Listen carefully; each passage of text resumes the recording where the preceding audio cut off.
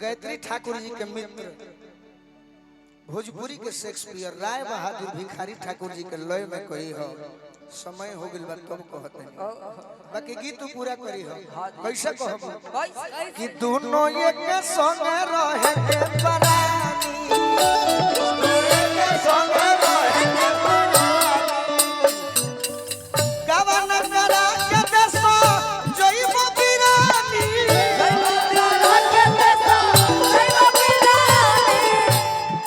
के करम छोड़ी होई टूटही लानी परानी आ दोनों एक संग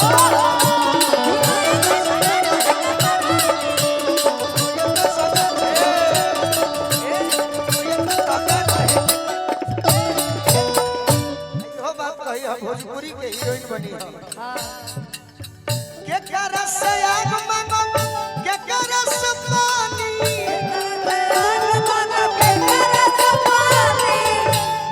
बाहर चल जीवो त के करस से आग मांगो आ के करस से पानी खाला ऊंचा गोड़ परी चढ़ली जवानी परानी दोनों एक संग रहे दोनों एक संग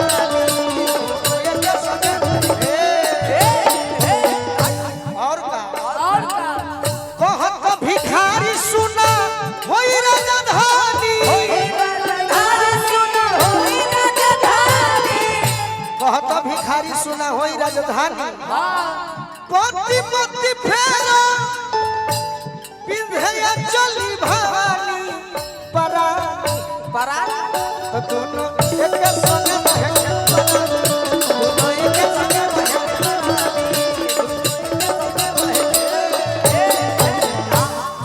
और एगो बात कही हो यदि हम तहरा के बहरा छोड़ के चल जाई अच्छा शशि चाचा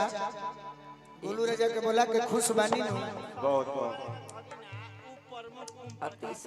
ओम प्रकाश तिवारी जी उप प्रमुख बानी सदर से आ शशि चाचा के भगिना बानी आशीर्वाद देना यदि बहरा पियावा चल जाई है त का कहब अरे अबो भर होता है पियावा के बारे में कही है कि मरनीरा है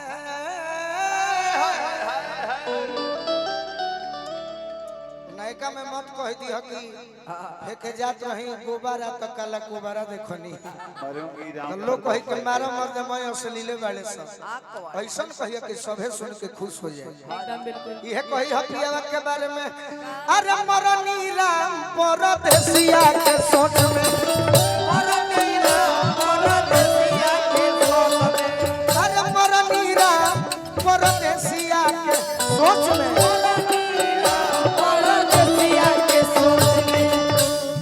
मतलब मोरा विधाता जानी हो प्रेम के फांदा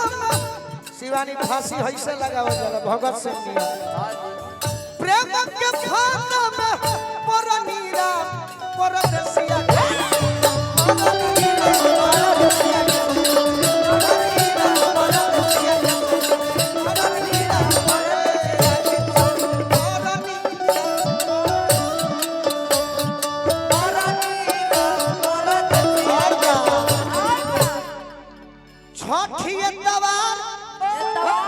उनका खातिर छठी एको नहीं छोड़नी बरत के काया से जरनी राम परदेसिया के सोच में मरनी राम परदेसिया के सोच में मरनी राम परदेसिया के सोच में और का कहत भिखारी उपाय नहीं खेलौ को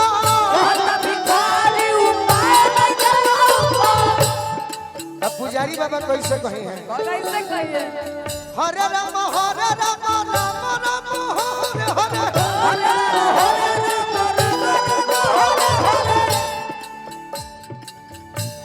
कोटि जतन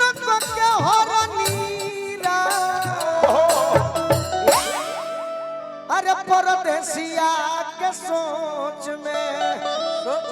अरे मोरनीरा परदेसिया के सोच में मोरनीरा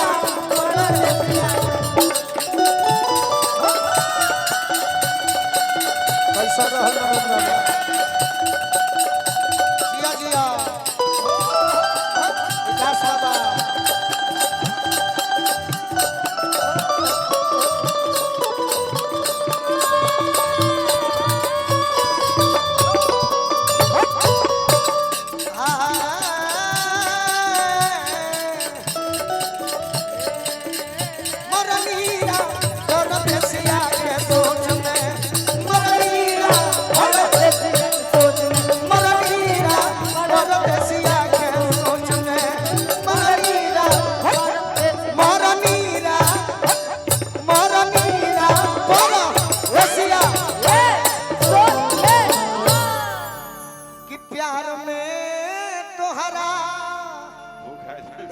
एकरे के उधार मत छोड़ो पूरा कह पूरा कह पूरा कह इतना गीत के रोवा कानी में फेर मूड जब बन जाला गीत संगीत के हां बड़ा अच्छा लगल फिर से मरी हु है रोक के आपका फरमाइश एक लाइन हमारे हो आग्रह बा हो कह दी कोई दीवाना कहता है कोई पागल समझता है